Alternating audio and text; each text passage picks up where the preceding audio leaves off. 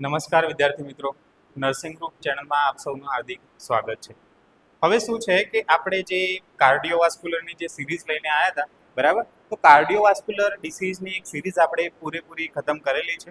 But એના સિવાય શું છે કે હમણાં જીએનએમની એક્ઝામ આવવા જઈ રહી છે, જેના અંદર શું છે કે ઘણા વિદ્યાર્થીઓ જે સોલ્યુશન કરતા હોય છે પેપરનું, બટ પ્રોબ્લેમ શું થાય છે ઘણા વિદ્યાર્થીઓને કે આ પ્રશ્ન સોલ્વ કઈ રીતના કરવો, કેટલું લખવું, એના અંદર કેટલી માહિતી આપણે ભરીએ તો આપણને સારા માર્ક્સ મળે.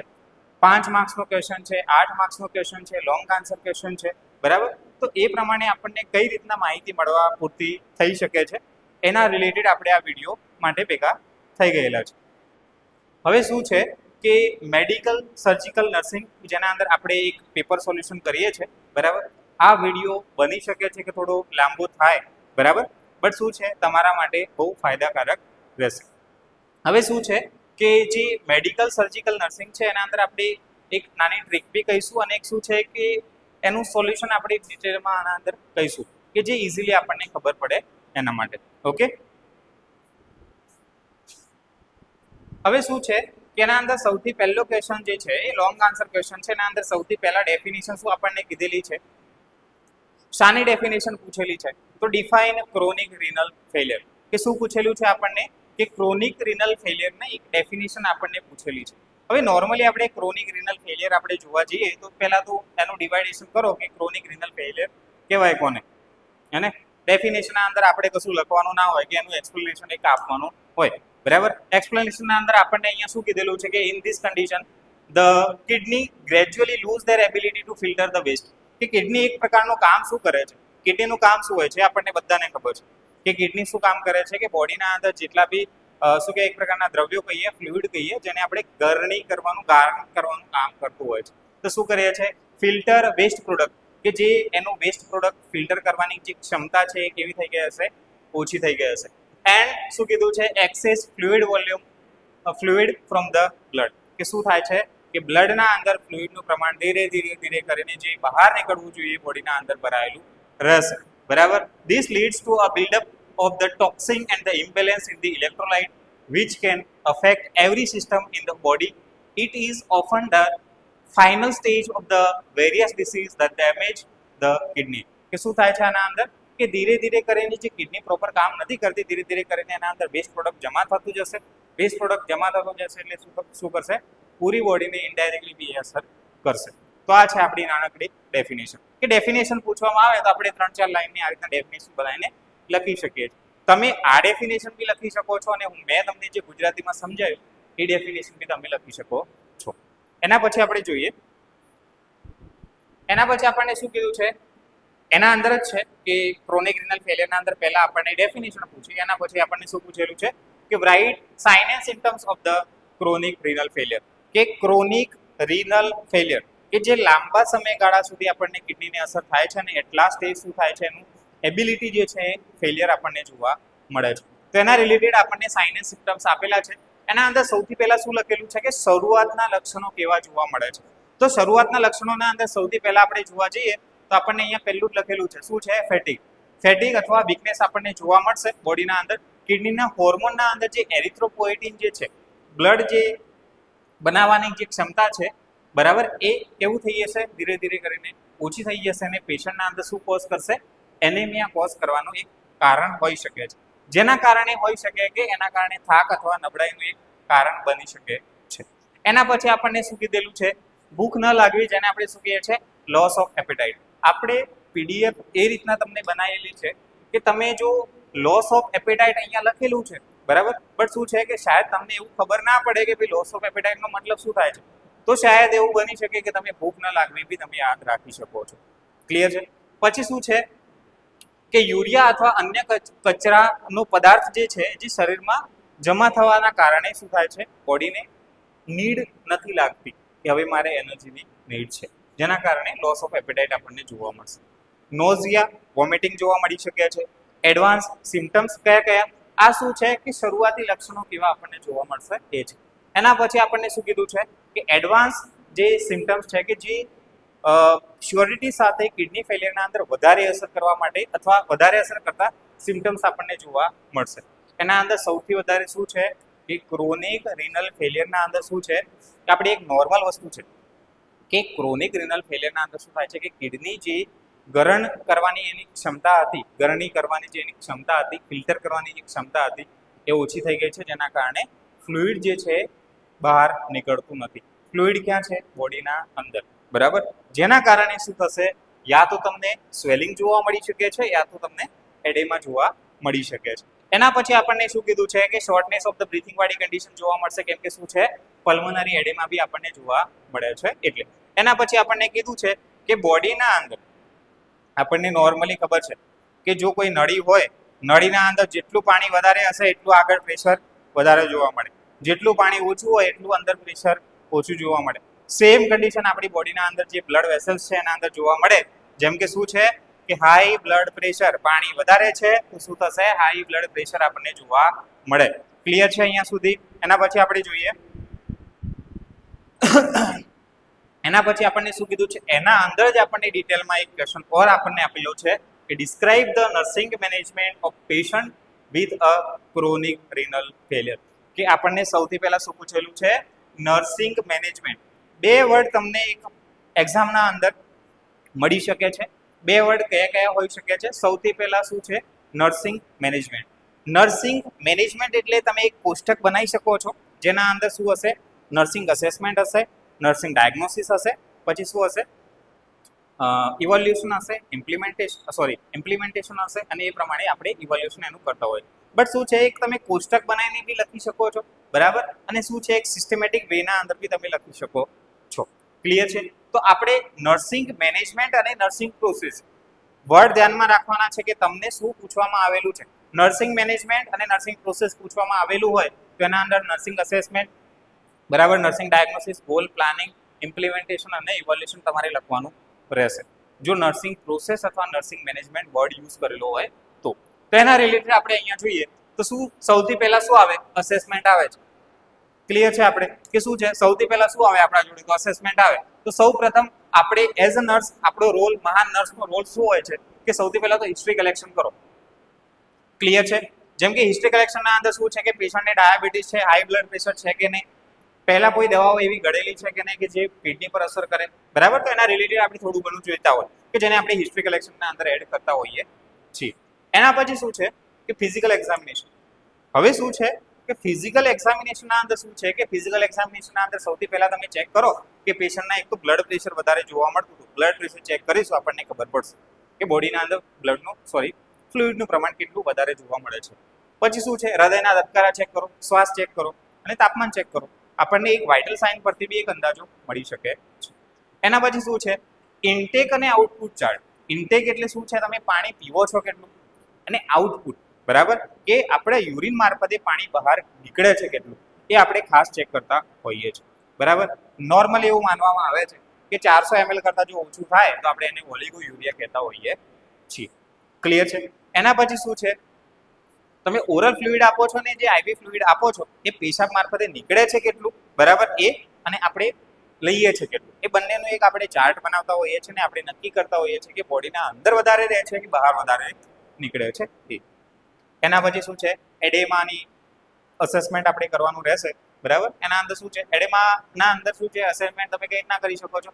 જે કે પગ અથવા પગના ઘૂંટણ અથવા આંખોની આસપાસ જે સોજા આપણને જોવા મળે છે, આંખો અથવા પગની આસપાસ જે સોજા જોવા મળે છે એ આના અંદર છે કે નહીં એ આપણે અસેસમેન્ટ પરથી આપણે નક્કી કરતા હોઈએ છીએ.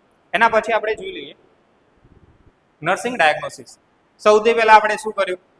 અસેસમેન્ટ કરી દીધું. હવે આપણું કામ શું છે કે નર્સિંગ ડાયગ્નોસિસ આપણે નક્કી કરીએ. હવે નર્સિંગ ડાયગ્નોસિસના અંદર શું છે કે આપણે જ્યારે બી અસેસમેન્ટ કરીએ છીએ એના પછી આપણે નર્સિંગ ડાયગ્નોસિસ બનાવવા માટે થોડું ધ્યાનમાં રાખતા હોઈએ છીએ. જેમ કે શું છે? ફ્લુઇડ વોલ્યુમ એક્સેસ થાય છે, કે બોડીના અંદર ફ્લુઇડ વોલ્યુમનું પ્રમાણ વધે છે, જેના કારણે શું થશે? સોજો અથવા શ્વાસ લેવામાં તકલીફ પડી શકે છે. કેમ કે સોજો શ્વાસ લેવામાં તકલીફ કેમ પડશે? કેમ કે પલ્મનરી ઇફ્યુઝન અથવા પલ્મનરી એડેમા બી આપણને જોવા મળી શકે છે આના અંદર, બરાબર છે. તેના કારણે શ્વાસ લેવામાં તકલીફ પડશે અને બોડીના અંદર અલગ અલગ જગ્યાએ આપણને સોજા જોવા મળશે.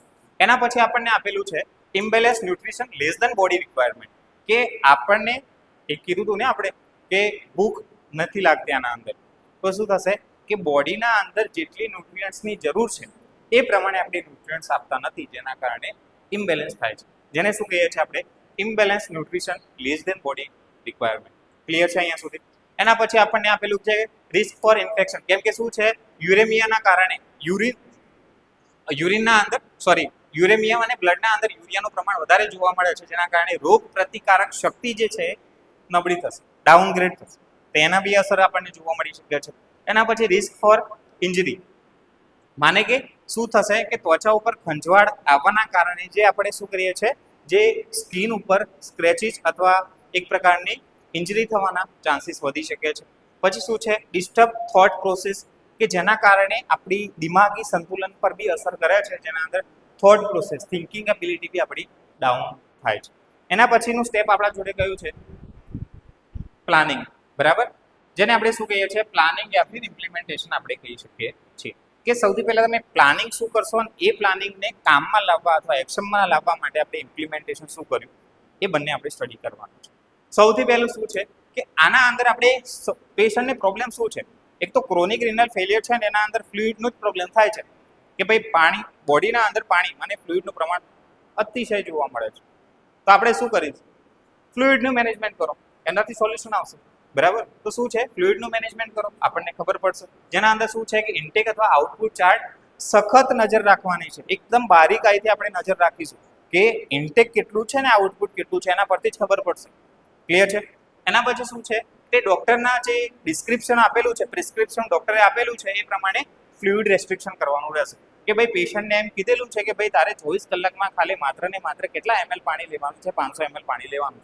ડાયરેક્ટ જો એ માણસ આઈવી મારફતે લે યા ફિર ઓરલ લે, તો એ ડોક્ટરને સ્ટ્રિક્ટલી પ્રિસ્ક્રિપ્શન પ્રમાણે આપણે શું કહેવાય એક પ્રકારનું ફ્લુઇડ આપણે આપવાનું રહેશે. કોને? પેશન્ટ. એના પછી શું છે, એડેમા. એડેમા ઘટાડવા માટે શું કરવાનું છે, એલિવેટેડ પોઝિશન. બરાબર, જેમ કે હાથના અંદર અથવા પગના અંદર સોજા જોવા મળે છે, તો આપણે એને શું કરીશું, થોડું સ્લાઇટલી એલિવેટ કરીશું, એટલે શું થાય, સર્ક્યુલેશનના અંદર જલ્દીથી બહાર નીકળવાનો ટ્રાય થાય. ક્લિયર છે? એના પછી આપણે જોડે શું છે કે daily weight monitoring. Weight monitoring એટલા માટે આપણે કહીએ છીએ કે ભાઈ માણસે ખાય છે એટલે વજન વધી જાય એવું નથી. આના અંદર પ્રોબ્લેમ શું છે, આના અંદર કે પેશન્ટને જે ફ્લુઇડનું મેનેજમેન્ટ અને ફ્લુઇડ રિટેન્શન, બોડીના અંદર ફ્લુઇડ વધે છે, એના કારણે જે પ્રોબ્લેમ થાય છે એનું આપણે ખાસ ધ્યાનમાં રાખવાનું છે. જેમ કે શું છે, આના અંદર આપણને ખબર છે કે ફ્લુઇડનું રિટેન્શન કેટલા પ્રમાણમાં થાય છે, એ કોણ સૂચવે છે, ડેઇલી આપણે જે વેઇટ મોનિટરિંગ કરીશ એના પરથી આપણને ખબર પડશે. ક્લિયર છે? એના પછી આપણા જોડે છે કે લો પ્રોટીન ડાયટ. બરાબર, હવે લો પ્રોટીન ડાયટ આપણે કેમ કીધું છે કે ભાઈ કિડની પ્રોપર એનું ગરણી વાળું કામ કરી શકતું નથી. ભાઈ પ્રોટીન આપી દો, સોડિયમ આપી દો. હવે સોડિયમ શું હોય કે સોડિયમ તો કોનો ફ્રેન્ડ હોય છે? બરાબર, બધાને ખબર હશે કે સોડિયમ કોનો ફ્રેન્ડ હોય છે, કે વોટર માને કે પાણીનું ફ્રેન્ડ હોય છે, કે જ્યાં ભાઈ સોડિયમ ભાઈ વધારે હશે ત્યાં પાણી બી વધારે આપણને જોવા મળશે. એટલે આપણે ઇનડાયરેક્ટલી બી યાદ રાખો કે સોડિયમ ટ્રાય એવું કરો કે ભાઈ સોડિયમ ઓછું આપો તો પાણી બોડીના અંદર ઓછું જોવા મળે. ક્લિયર છે? એના પછી પોટેશિયમ ડાયટ એ બી ઘટાડી દો. એના પછી આપણને ખોરાક વિશે સમજાવવાની પ્રોપર માહિતી આપણે આપવાની રહેશે. એક પ્રકારનું નાનું હેલ્થ એજ્યુકેશન ટાઈપ આપણે કહી શકીએ કે પેશન્ટને આપણે સમજાવવાનું રહે. મેડિકેશન એડમિનિસ્ટ્રેશન, ડોક્ટર દ્વારા જેટલી બી મેડિકેશન્સ આપણને આપેલી છે, જેમ કે ડાયુરેટિક. ડાયુરેટિકનું કામ શું છે કે બોડીના અંદર જે ડાયુરેટિક જે પ્રોપર પાણી જે ભરાઈ રહેલું છે, ડાયુરેટિક શું કરશે, એને છૂટું પાડવાનું કામ કરશે, યુરિન મારફતે જલ્દીથી નીકળશે. એક તો ડાયુરેટિક. પછી હાઇપરટેન્શન હતું તો આપણે શું કરીશું, એન્ટી હાઇપરટેન્સિવ ડ્રગ આપીશું. પછી શું છે, એરિથ્રોપોએટિન વાળી જે પ્રોસેસ ડાઉન થઈ ગઈ હતી એને પ્રોપર કરવા માટે, એનેમિયા થતું હતું એને પ્રોપર કરવા માટે આપણે એરિથ્રોપોએટિન સમયસર આપણે આપવાની રહેશે. લાસ્ટમાં આપણને શું છે કે દવાઓની કોઈ સાઈડ ઇફેક્ટ થાય કે નહીં, બરાબર, એ પેશન્ટને સાઈડને સમજાવવાનું રહેશે. ઓકે, ક્લિયર છે? હવે શું છે કે પેશન્ટને જે ફેટિક થતું હતું, બરાબર, તે ફેટિકનું મેનેજમેન્ટ આપણે શું કઈ રીતના કરીશું કે પેશન્ટને પ્રોપર રેસ્ટ આપો. બરાબર, અને જો એનેમિયા હોય, સિવિયર એનેમિયા થાય છે ધીરે ધીરે, તો એરિથ્રોપોએટિન થેરાપી ધીરે ધીરે સ્ટાર્ટ કરો. ચાલતી હોય તો આપણે શું કરીશું, એના ફાયદા પેશન્ટને સમજાવવાના રહેશે. ક્લિયર છે? એના પછી શું છે કે પેશન્ટને ફેમિલી એજ્યુકેશન આપો. જેમ કે પેશન્ટને સાઇન અથવા સિમ્ટમ્સ અથવા લક્ષણો જે પ્રમાણે જોવા મળે છે, તો આપણે એમના દર્દીના જે ફેમિલીવાળા આવેલા છે, એમના જે સગા સંબંધી જોડે આવેલા છે, એ લોકોને કઈ રીતના સમજાવી શકીએ, તો એના રિલેટેડ થોડી ઘણી માહિતી આપો. બરાબર, પછી શું છે, આહાર પ્રવાહી, બરાબર, કે જે બી ખોરાક ખાય છે, પાણી કેટલું પીવાનું છે, એ પ્રમાણે થોડું ફોલોઅપ કરવા માટે આપણે પેશન્ટને અથવા એમના ફેમિલી વાળાને સમજાવવાનું રહેશે, બરાબર. ડાયાલિસિસ એટલા માટે કે પેશન્ટને ક્રોનિક રિનલ ફેલિયર જોવા મળેલું છે, તો એના કારણે શું થાય કે કિડની તેનું કામ કરતું નથી, તો આપણે આર્ટિફિશિયલી કામ કરાવડાવીશું, તેને આપણે શું કહીએ છીએ? ડાયાલિસિસ. જો ભાઈ ડાયાલિસિસ બી ફરક નથી પડતો, તો ભાઈ પેશન્ટને આપણે શ્યોરિટી સાથે કિડની જે છે એને ચેન્જ કરવી પડશે, જેને આપણે શું કહીએ છીએ? Kidney transplant. એ બી એના વિશે બી આપણે માહિતી આપવાની રહેશે. કોને? પેશન્ટ. એના પછી શું છે? સાયકોસોશિયલ સપોર્ટ. કેમ કે શું થાય કે એક તો મેન્ટલી બી અસર થશે અને એ માણસ જે બીજા એના ફ્રેન્ડ્સ જોડે જે મળતો હતો એ બી ધીરે ધીરે ઓછું કરશે. એટલે સાયકો માને માઇન્ડ, સોશિયલ માને એના ફ્રેન્ડ સર્કલ, સોસાયટી પ્રમાણે. તો સાયકોસોશિયલ બી આપણને પેશન્ટ માટે સપોર્ટ આપવાનો રહેશે. એના પછી શું છે કે ક્રોનિક રિનલ ફેલિયર જે છે એ લાંબી બીમારી છે, કે લાંબા સમયગાળા સુધી ચાલતી બીમારી છે. તો દર્દી અથવા પરિવારને માનસિક તણાવ કારણ ના બની રહે અથવા સારી રીતના એ લોકોને સમજાવવા માટે આપણે કહેવાનું રહેશે. ઓકે, હવે શું છે લાસ્ટમાં આપણા જોડે શું કહેવામાં માંગે છે કે જે બી તમે નર્સિંગ પ્રોસેસ કરી તો એનું ઇવોલ્યુશન શું છે? ક્લિયરિટી આવે છે? તો ઇવોલ્યુશનના અંદર શું છે કે છેલ્લે નર્સિંગ કેર જે આપણે આપી છે એની અસરકારક મૂલ્યાંકન કરવાનું રહેશે, જેને આપણે શું કહીએ છીએ? ઇવોલ્યુશન યા ફિર મૂલ્યાંકન. સૌથી પહેલા શું છે કે જો ભાઈ કોને દર્દીને સોજો હતો તો ઓછું થયું કે નહીં? ક્લિયરિટી છે કે આપણે અહીંયા ક્વેશ્ચન માર્ક કરીશું. ઓછું થયું હશે, ઓછું નહીં થયું હોય તો નેગેટિવ આપણને રિએક્શન્સ જોવા મળશે. પછી શું છે? શું દર્દીનું વજન સ્થિર છે? જો પહેલા જેટલું વજન હતું એટલું જ છે, બરાબર, એનાથી ઓછું થયું છે કે વધ્યું છે? એ બી આપણને અહીંયા ખબર પડશે. શું દર્દી યોગ્ય રીતે ખાઈ રહ્યો છે? એપેટાઇટ જોવા મળતી હતી, લોસ ઓફ એપેટાઇટ, બરાબર, એ દર્દીના પ્રમાણે આપણને જોવા મળે છે કે નહીં? એ બી આપણને ખબર પડશે. અને લાસ્ટમાં શું છે કે સાયકોલોજીકલ જે આપણે સાયકોસોશિયલ મેનેજમેન્ટ કર્યું હતું એ બરાબર છે કે નહીં? એ બી આપણે ધ્યાનમાં રાખીશું. ઓકે, તો આ એક આપણો લોંગ આન્સર ક્વેશ્ચન થયો, બરાબર. હવે આપણે શું છે નેક્સ્ટ લોંગ આન્સર ક્વેશ્ચન જોવા જઈ રહ્યા છે. ઓકે, નેક્સ્ટ છે ક્વેશ્ચન 2. હવે શું છે કે જે ક્વેશ્ચન 2 જે છે એના અંદર આપણને શું કહેવા માંગે છે? ક્વેશ્ચન 2 કેટલા માર્ક્સનું છે આપણા જોડે? 6 માર્ક્સનું. આના પહેલા જે આખો એક મોટો ક્વેશ્ચન બન્યો એ આપણે કેટલા માર્ક્સનો હતો? 12 માર્ક્સનો એક ક્વેશ્ચન બનતો હતો. હવે શું છે કે write the immediate nursing assessment. આપણને એક ક્વેશ્ચન પૂછેલો છે અહીંયા 6 માર્ક્સના અંદર કે write the immediate nursing assessment and nursing management, કે નર્સિંગ અસેસમેન્ટ અથવા નર્સિંગ અસેસમેન્ટ અને જોડે જોડે શું પૂછ્યું છે? Nursing management. પહેલા આપણને ખાલી શું પૂછેલું હતું? Nursing management. બટ આના અંદર અલગથી ક્વેશ્ચન શું મૂકેલું છે કે nursing assessment and nursing management, કે કેવા પેશન્ટનું, જેવા પેશન્ટને હેડ ઇન્જરી અથવા કોઈ ટ્રોમા થયેલો હોય અથવા ટ્રોમા સેન્ટરમાં પેશન્ટ આવેલું છે તો આપણું નર્સિંગ અસેસમેન્ટ અથવા નર્સિંગ શું કહેવાય મેનેજમેન્ટ આપણે કઈ રીતના કરશું એના રિલેટેડ થોડી માહિતી આપણે લેવાની છે. તો ક્વેશ્ચન આપણે કઈ રીતના લખીએ છીએ? હેડ ઇન્જરી એ શું છે? એક પ્રકારની મેડિકલ ઇમરજન્સી આપણે કહી શકીએ છીએ. કેમ કે શું છે બધાને ખબર છે, બરાબર, આપણી બોડીના અંદર પૂરી બોડી કોમ્પ્રોમાઇઝ કરશે, ક્લિયર છે. બટ શું છે એક દિમાગ એક એવું ઓર્ગન છે કે જે કોઈ બી કોમ્પ્રોમાઇઝ કરતું નથી. એ એના પોતાના ઈગોમાં રહે છે, બરાબર, કે પૂરો ઈગોમાં રહે છે કે ભાઈ એના જોડે થોડું બી બ્લડની કમી હશે તો પૂરા બોડીને કામ કરવા નહીં દે, બરાબર, બરાબર, કે મારે પૂરતા પ્રમાણમાં બ્લડ જોઈએ, પૂરતા પ્રમાણમાં ઓક્સિજન જોઈએ, બધું એને એ અપ ટુ ડેટ એક જે એક્યુરેટલી જેટલા પ્રમાણમાં જોઈએ છે, જેટલું મેઝરમેન્ટ જોઈએ છે એ પ્રમાણે જે માંગશે. તો શું છે કે અહીંયા પ્રોબ્લેમ કોને થયો છે? બ્રેઇનવાળા ભાગને અથવા હેડવાળા ભાગના અંદર ત્યાં જ ઇન્જરી થયેલી છે, તો બોડી જે છે સર્કિટના કામ કરી શકશે નહીં. તો જો બોડી સર્કિટના કામ કરી ના શકે તો પેશન્ટને બહુ બધી ઇમરજન્સીવાળી કન્ડિશન્સ ઊભી થશે, લાઈફ થ્રેટનિંગ કન્ડિશન જેને આપણે કહીએ છીએ.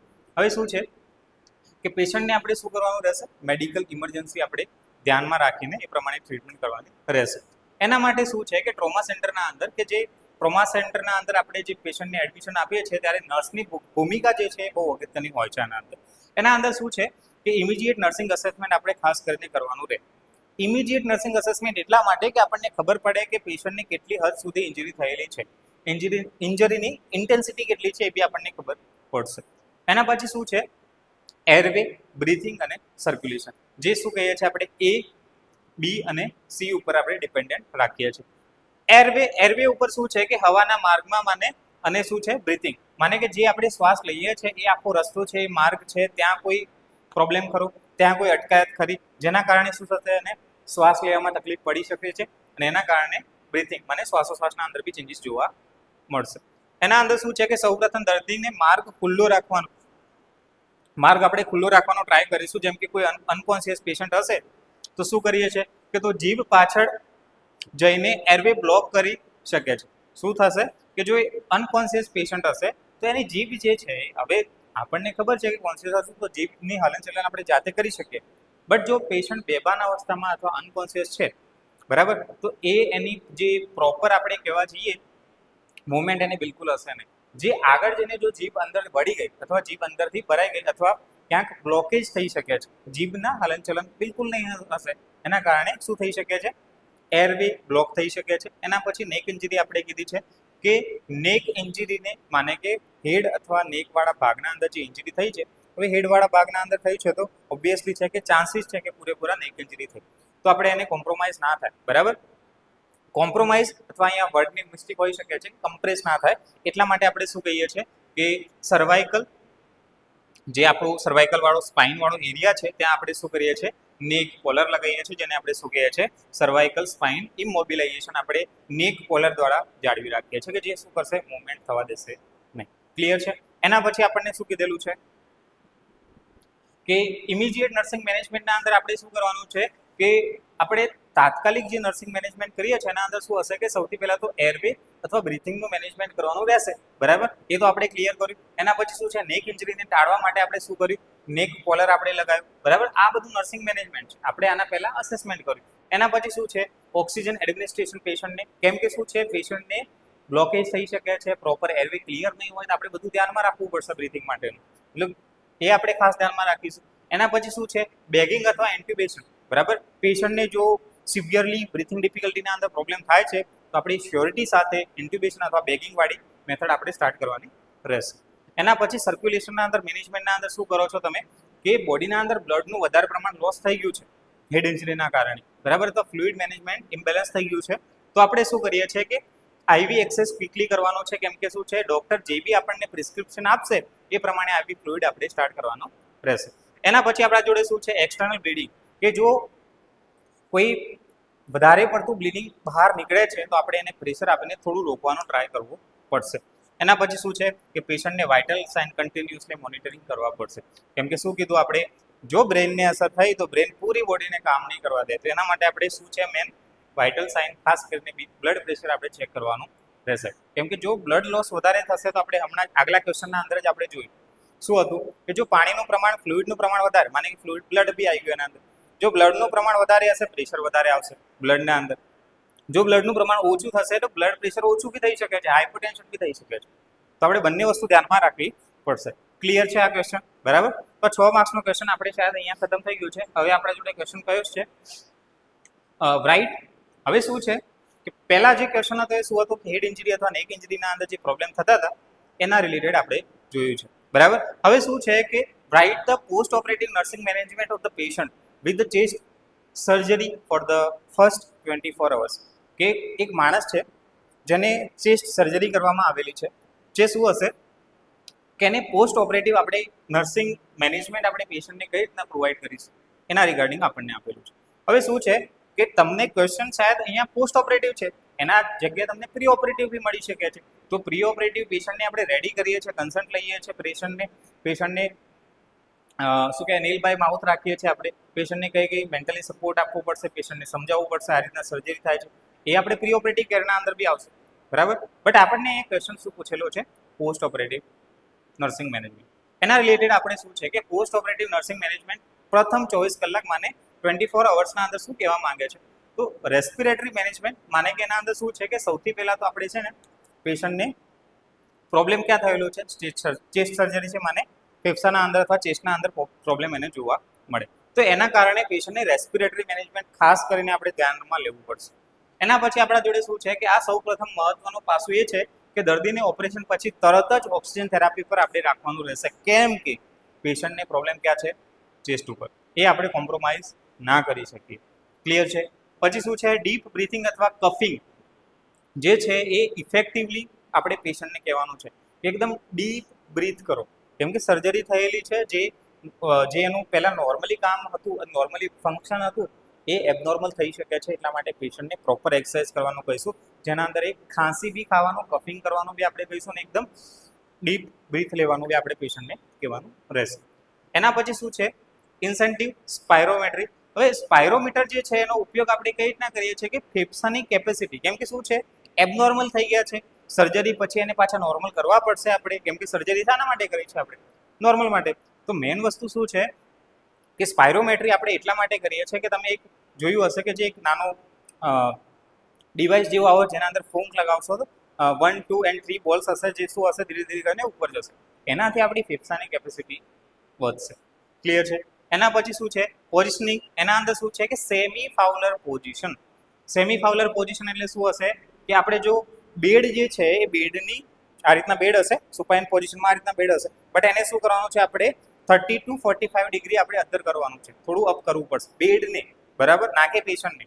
બેડને અદ્ધર કરીશું ત્યારે પેશન્ટ એના આપોઆપ એ પોઝિશનમાં આવી જશે, જેને આપણે શું કહીએ છીએ સેમી ફાઉલર પોઝિશન. અને શું કરવાનું રહેશે કે શ્વાસ લેવામાં સરળતા રહે એટલે આપણે શું કરવાનું છે કે અફેક્ટેડ સાઈડ સુવાનું ટાળો, કે જે સાઈડ અફેક્ટ થયેલું છે એ સાઈડ આપણે ઊંઘો પેશન્ટને સુવા માટે પ્રોત્સાહિત કરવાનું નથી. ક્લિયર છે.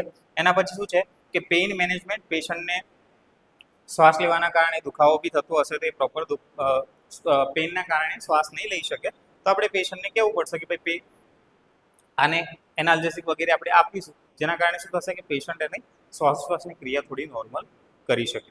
ક્લિયર છે. એના પછી આપણા જોડે શું છે કે ચેસ્ટ ટ્યુબ. હવે પેશન્ટના અંદર કોઈ ચેસ્ટ ટ્યુબ, કેમ કે શું છે પેશન્ટની સર્જરી થયેલી છે અને અંદર બની શકે છે કે ફ્લુઇડ, બરાબર, ફ્લુઇડના નામે આપણે કહેવા જોઈએ કે બ્લડ, બરાબર, કોઈ ફ્લુઇડ અથવા બ્લડ જે છે એના અંદર ભરાયેલું રહે છે ચેસ્ટના અંદર, તો એને ડ્રેનેજ કરીને બહાર નીકાળવું પડશે. કોના મારફતે? ચેસ્ટ ટ્યુબના મારફતે. હવે શું છે કે આ જે ડ્રેનેજ સિસ્ટમ છે આપણે જે ગોઠવેલી છે એ કેવી છે કે હવે આ ચેસ્ટ છે તો બરાબર, તો ચેસ્ટના ઉપરની સાઈડ નહીં રાખીએ આપણે, એને ચેસ્ટના લેવલથી નીચેની સાઈડ આપણે રાખીશું. કેમ કે શું છે ચેસ્ટના લેવલની નીચેની સાઈડ હશે તો શું થશે, ગ્રેવિટેશનલ ફોર્સ લાગશે અને શું થશે એ નીચે આવશે. નહીં તો ઉપર રાખીશું તો શું થશે, જે બી ફ્લુઇડ આવેલું છે પાછું અંદર જવાના ચાન્સીસ અને ઇન્ફેક્શન લાગવાના ચાન્સીસ વધી જશે. ક્લિયર છે.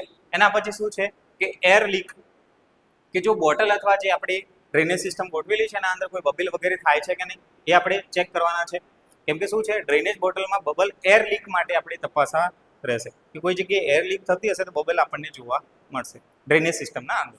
પછી શું છે ડ્રેસિંગ આપણે કરવાનું રહેશે, કે જે ઇન્સર્શનની સાઇડ છે જ્યાં તમે ઇન્સર્ટ કરેલું છે ચેસ્ટ ટ્યુબિંગ, બરાબર, ત્યાં આપણે ખાસ કરીને ડ્રેસિંગ પ્રોપર કરવાનું રહેશે. ને ડ્રેસિંગ કેવું હશે, ડ્રાય હશે, કે એ ડ્રેસિંગને આપણે ડ્રાય માને એકદમ સૂકું ડ્રેસિંગ આપણે કરવાનું રહેશે. ને શું હશે ઇન્ટેક છે કે નહીં તે આપણે તપાસવાનું રહેશે. માને કે જે જગ્યાએ આપણે એ સાઇટ ઉપર મૂકેલું હતું, જે આપણે સેટ કરેલું છે ડ્રેસિંગ, બરાબર, સોરી ડ્રેસિંગ નહીં, ચેસ્ટ ટ્યુબ આપણે જે ડ્રેનેજ સિસ્ટમ સેટ કરેલી છે એ ત્યાં ચોટેલી છે કે નહીં, ઇન્ટેક છે કે નહીં એ આપણે ખાસ કરીને ચેક કરવાની રહેશે. એના પછી શું છે પેઇન મેનેજમેન્ટ. ચેસ્ટ સર્જરી પછી સિવિયર પેઇન સામાન્ય છે, કે કોઈ બી સર્જરી પછી સિવિયર પેઇન થવાની સંભાવના પૂરેપૂરી રહેશે, કેમ કે એનેસ્થેસિયા આપેલું છે, એનેસ્થેસિયા પછી એની અસર ધીરે ધીરે કરીને સિવિયર થતું જશે પેઇન. એટલે શું છે ડૉક્ટરના પ્રિસ્ક્રિપ્શન પ્રમાણે ઓપિયોઇડ્સ આપણે આપવાના રહે છે. ઓપિયોઇડ્સને કંઈ કોમન એક્ઝામ્પલ છે શું છે મોર્ફિન. અને શું છે પેશન્ટ કંટ્રોલ એનાલ્જેસિયા અથવા પંપનો બી આપણે ઉપયોગ કરી શકીએ છીએ, જે ધીરે ધીરે બોડીના અંદર આઈવી ફ્લુઇડ દ્વારા આપણે આપતા હોઈએ છીએ. ક્લિયર છે. એના પછી આપણે જોઈએ સર્ક્યુલેટરી મેનેજમેન્ટ. હવે શું છે કે આપણે આના પહેલા જે જોયું એના રિલેટેડ શું છે, બટ હવે શું છે કે સર્ક્યુલેટરી મેનેજમેન્ટ. સર્ક્યુલેટરી મેનેજમેન્ટ પહેલા આપણે શું કર્યું કે જે મેઇન જે પ્રોબ્લેમ છે ચેસ્ટ સર્જરીને કારણે જે મેઇન પ્રોબ્લેમ થતો હતો એનું આપણે સોલ્યુશન લાવ્યા. એના પછી શું છે કે સર્ક્યુલેટરી માને કે બ્લડ જે છે એ સર્ક્યુલેશન પ્રમાણે કેટલા પ્રોબ્લેમ થઈ શકે છે એના રિલેટેડ આપણે જોયું. તેના અંદર શું છે કે વાઇટલ સાઇન આપણે ખાસ કરીને ચેક કરતા હોઈએ છીએ. હવે શું છે કે વાઇટલ સાઇનના અંદર શું છે કે બ્લડ પ્રેશર, હે ને, આપણે શું કરીએ છીએ બ્લડ પ્રેશર દર 15 થી 30 મિનિટે આપણે બ્લડ પ્રેશર ચેક કરવાનું રહેશે. કેમ એવું કીધું છે કે દર 15 થી 30 મિનિટે, કેમ કે વેરિએશન આવી શકે છે પેશન્ટની સ્ટાર્ટિંગના અવર્સના અંદર. તો દર 15 મિનિટે આપણે ચેક કરીશું ફર્સ્ટ ફ્યુ અવર્સ, બરાબર, કે શું છે 1-2 કલાક આપણે આ રીતના મોનિટરિંગ કરવાનું રહેશે. એના પછી શું છે કે પેશન્ટને હાઇપોટેન્શન થયો છે કે નહીં અથવા ટેકિકાર્ડિયા છે કે નહીં, હેમરેજ થયા છે કે નહીં એ આપણે ખાસ કરીને ધ્યાનમાં રાખવું પડશે. ફરીથી કહું છું હાઇપોટેન્શન એટલા માટે કે બ્લડ લોસ થયું હશે એના કારણે શું થશે બ્લડનું પ્રેશર નહીં મેન્ટેન થાય એટલે હાઇપો માને શું થશે? ઓછું. એના પછી શું છે કે આઈવી ફ્લુઇડ કન્ટિન્યુ રાખવાનું છે, જેના અંદર ઇન્ટેક અને આઉટપુટ ચાર્ટ આપણે મેન્ટેન કરવાનો રહેશે. એના પછી શું છે? Neurological assessment. ન્યુરોલોજિકલ અસેસમેન્ટ એટલા માટે કે જો પેશન્ટને એનેસ્થેસિયા પછી રિકવરી કેવી જોવા મળે છે, પેશન્ટને કોઈ પ્રોબ્લેમ છે કે નહીં, એ આપણે ખાસ ચેક કરીશું. જેના અંદર શું છે કે કોન્શિયસ લેવલનું મૂલ્યાંકન કરવાનું કહે છે. કેમ કે શું છે, ઓપિયોઇડ્સ, મોર્ફિન વગેરે આવી હોય તો સેડેશન માને કે એને સેડેટિવ માને ઊંઘનું પ્રમાણ, અથવા એક આપણે કહેવા જઈએ કે સેડિશનનું લેવલ જે છે એ આપણે કેટલા પ્રમાણમાં છે એનું આપણે ખાસ ધ્યાનમાં રાખવું પડશે. એના પછી છે ફ્લુઇડ ન્યુટ્રિશન. કેમ કે શું છે, નીલ પર ઓરલ આપણે ઓપરેશન પછી તરત જ દર્દીને આપણે શું રાખવું પડશે? નીલ પર ઓરલ, બરાબર. નીલ બાય માઉથ આપણે જે હમણાં કહેતા હતા, NPO, બરાબર. નીલ પર ઓરલ એટલા માટે કેમ કે શું છે, પેશન્ટને એનેસ્થેસિયા આપેલું છે એટલે રિફ્લેક્સિસ ડેવલપ થઈ હશે નહીં, અને એને ચોકિંગ થઈ શકે છે, ઓબ્સ્ટ્રક્ટ થઈ શકે છે, અને પાછું સેમ પ્રોબ્લેમ પાછો ઊભો થશે. એના કરતાં બેટર છે કે થોડા ટાઈમ સુધી આપણે નીલ પર ઓરલ આપણે રાખવાનું રહેશે. એના પછી શું છે કે પેશન્ટના બોવેલ સાઉન્ડ આપણે ચેક કરવાના છે. જો પેશન્ટના તમે બોવેલ સાઉન્ડ ચેક કર્યા પ્રોપર આવે છે તો ધીરે ધીરે કરીને આપણે સોફ્ટ ડાયટ સ્ટાર્ટ કરવાનું રહેશે. એના પછી શું છે કે પેશન્ટને કોઈ પ્રકારનું ઇન્ફેક્શન લાગેલું છે કે નહીં. કેમ કે શું છે, જે બી જગ્યાએ આપણે ઇન્સિઝન કટ લગાવ્યો હતો ત્યાં શું હશે, ડ્રેસિંગ આપણે એપ્લાય કરેલું છે તો એ ક્લીન આપણે રાખવાનું જરૂરી છે. કેમ કે એના કારણે શું થઈ શકે છે, ઇન્ફેક્શન લાગી શકે છે. એટલા માટે આપણે ઇન્ફેક્શન કંટ્રોલ. પછી શું છે, હેન્ડ હાઇજીન પ્રોપર આપણે રાખવાનું છે. પછી શું છે, body monitoring, body temperature monitoring આપણે ધ્યાનમાં રાખવાનું છે કે જો ઇન્ફેક્શન વધશે ટેમ્પરેચર બી ધીરે ધીરે હાઈ જોવા મળશે. ક્લિયર છે? એના પછી આપણે જોઈએ, એના પછી આપણને શું કીધું છે? ક્વેશ્ચન 3. શું કહેવા માંગે છે ક્વેશ્ચન 3 આપણને? કે ડિસ્ક્રાઇબ આઈડિયલ ઓટી સેટઅપ. કે ક્વેશ્ચન 3 ના અંદર શું કહેવા માંગે છે કે જે ઓપરેશન થિયેટરનું જે સેટઅપ હોય છે આખું, બરાબર. ઓપરેશન થિયેટર એક નોર્મલ વોર્ડ નથી હોતું, પહેલી વાત તો, બરાબર. ઓપરેશન થિયેટર જે છે એ નોર્મલ વોર્ડ નથી હોતો. કેમ કે જે નોર્મલ વોર્ડના અંદર પેશન્ટ જે છે એને એટલી સિવિયરિટી હોતી નથી, એટલા માટે આપણે વોર્ડના અંદર રાખતા હોઈએ છીએ. ઓપરેશન થિયેટરના અંદર શું છે કે ઇમરજન્સી કન્ડિશન હોય છે કે જ્યાં આપણે ઓપરેશન થિયેટરમાં પેશન્ટને સર્જરી અથવા કોઈ વસ્તુને આપણે ધ્યાનમાં રાખતા હોય છે, જે સ્પેશિયલી કેર પ્રોવાઈડ કરવા માટે યુઝ કરતા હોય છે. ક્લિયર છે? હવે શું છે એના અંદર કે ઓપરેશન થિયેટર એક શું છે, ક્રિટિકલ એરિયા છે, જેના અંદર શું છે, સર્જિકલ પ્રોસિજર કરવાનું આવે છે. જેને શું છે કે આપણે ઓટી સેટઅપનું મુખ્ય ધ્યેય કે આપણો ઓટી સેટઅપ કરવા પાછળનો મેઇન એઇમ અથવા ગોલ શું હોય છે કે એસેપ્સિસ અથવા ચેપ મુક્ત આપણે વાતાવરણ, એસેપ્ટિક વાતાવરણ આપણે ઊભું કરતા હોઈએ છીએ. કેમ કે શું છે, વોર્ડના અંદર ઇન્ફેક્શન લાગી શકે છે, બટ એક રૂમ એવો હશે જ્યાં તમે પેશન્ટની સર્જરી બી કરો છો તો બી પેશન્ટને કોઈ ચાન્સીસ બહુ ઓછા હોય છે કે એને કોઈ ઇન્ફેક્શન લાગે. ક્લિયર છે?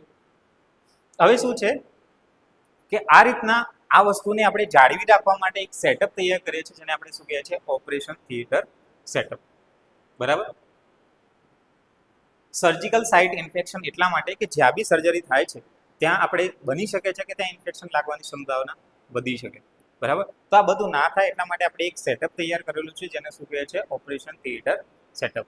એના અંદર શું છે કે લોકેશન અથવા ડિઝાઇન સૌથી મોસ્ટ ઇમ્પોર્ટન્ટ શું છે કે ઓપરેશન થિયેટરની જે લોકેશન જે છે શું છે કે ઓટી જે છે કોમ્પ્લેક્સ હોસ્પિટલના વિસ્તારના અંદર હોવું જોઈએ કે જેના અંદર રેસ્ટ્રિક્ટેડ એરિયા હોય, કે કોઈ મોટી જગ્યાએ આપણે રાખવું જરૂરી છે. કેમ કે બધા એપ્લાયન્સ અથવા મશીનરી જે છે એ પ્રોપર આપણને જોવા મળે. અને શું છે કે એ જે એરિયા છે, જે જગ્યાએ તમે ઓટી સેટઅપ સેટ કરેલો છે ત્યાં શું ના હોવું જોઈએ, અવર જવર ઓછી હોવી જોઈએ. જેના કારણે શું થાય કે રેસ્ટ્રિક્ટેડ કે સામાન્ય લોકોની અવર જવર ઓછી હોય, જેને આપણે ઇમરજન્સી ડિપાર્ટમેન્ટ, આઈસીયુ, બરાબર, સેન્ટ્રલ સ્ટરાઇલ સપ્લાય ડિપાર્ટમેન્ટ નજીક આપણે મોસ્ટલી રાખતા હોઈએ છીએ. મોસ્ટલી હોસ્પિટલમાં આ રીતના હોય છે.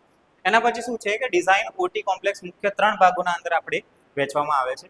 3 ભાગ કયા કયા? સૌથી પહેલો ભાગ જુઓ, અનરેસ્ટ્રિક્ટેડ એરિયા. અનરેસ્ટ્રિક્ટેડ એરિયાની અંદર શું છે કે આ એરિયાના અંદર સામાન્ય કપડાં પહેરીને જઈ શકાય, અથવા અહીં ઓટી ઓફિસ અથવા ચેન્જિંગ રૂમ અને રિસેપ્શન એરિયા હોય છે.